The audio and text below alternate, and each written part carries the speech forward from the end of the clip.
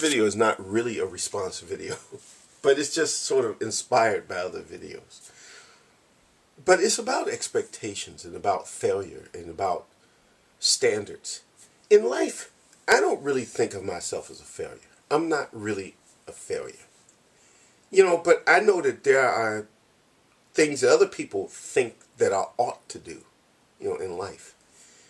And they also think, and it's funny how people who don't do things themselves always have these big, giant ideals. Like, there was a guy that I was talking to who was looking at what I should do with my videos. There's always people and there are always people in, my everyday life outside of YouTube who always think I should do something else with my videos. I'm a failure in a sense, I suppose, by their standards, because, when my videos on average get about 30 views, at best, a good video gets 30, maybe 50 views. Even though I actually have one video that now has actually passed 40,000 views, that one, I don't even want to think about that one. I only keep it up because it has a high number of views. It's not my best video. It's not even, that video doesn't even make my top 100, and I got 300 videos as my favorites. It's just a video I made, and it just went nuts for whatever reason. The thing is that I'm not really, by a lot of people's standards, a success at many different things in my life. But I don't really live my life on what other people think. I don't live it on somebody else's standards or somebody else's beliefs or somebody else's ideals. At the end of the day, it all comes down to what I think about myself, my own self-evaluation. How do I see myself? Do I think of myself as a success or a failure? I used to be extremely critical of myself all the time. When I was learning Spanish, for example, I would always be very, I would always thought I'd never knew enough. But I didn't really put a lot of crazy kind of pressure. But in some areas I did. And that led me to anxiety. That led me to stress. And that was one of the factors that helped me with my anxiety attacks. By sort of pushing myself too hard to live up to some type of ideal about something. It's not other people's expectations of me, but it's what I do to myself. It's the pressure that I put on myself to do things, to live up to some ideal, to live up to some thought. And I kind of learned over the years to stop doing that, to just learn to be at peace with myself. I can achieve things.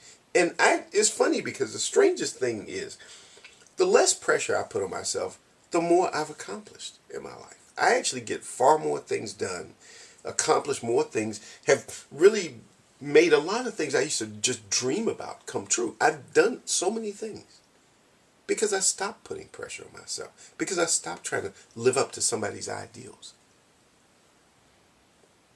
So I never see other people's expectations as something that imprisons me, because I never use that as a tool to measure myself. And I think that's part of the problem with some people. They measure who they are and what they are by someone else's ideal of what they should be. Somebody thinks you should be something.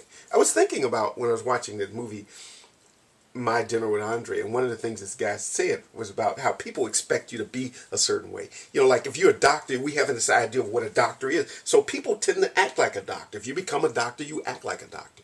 If you're, like he was saying, the thing he was saying, and remember this was back in 81, I think that movie came out. He said, like if you're a terrorist, you act like a terrorist. And if you're this, you act like that. Everybody acts like whatever that somebody's thinking that you should be.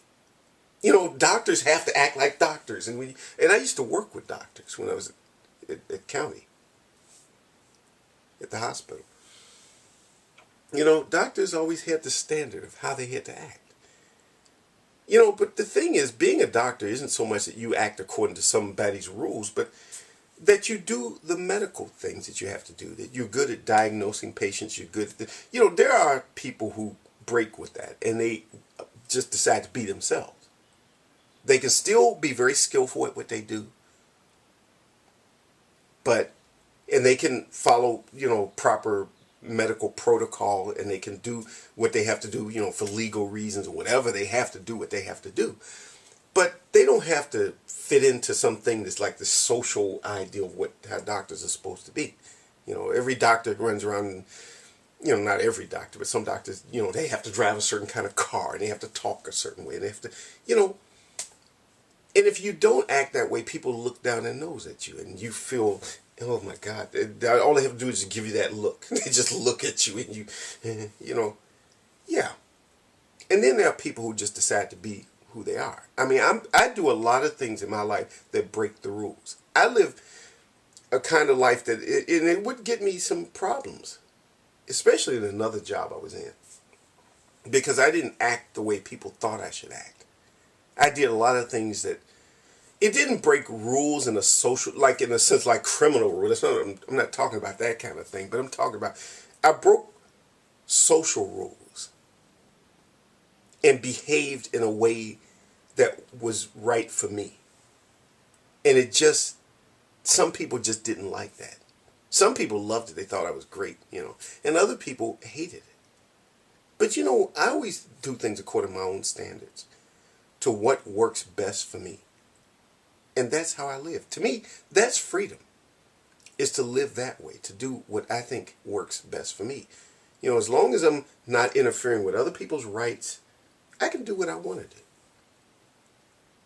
There are limits. Yeah, there are rules. Yeah, there are certain degrees of expectations, And I understand that. And I put that in context with everything else. But I live my life the way I want to live it. This might not be a very interesting video. It may be kind of somewhat boring. But it's just something I wanted to say. Just a thought on my mind about something. That's all.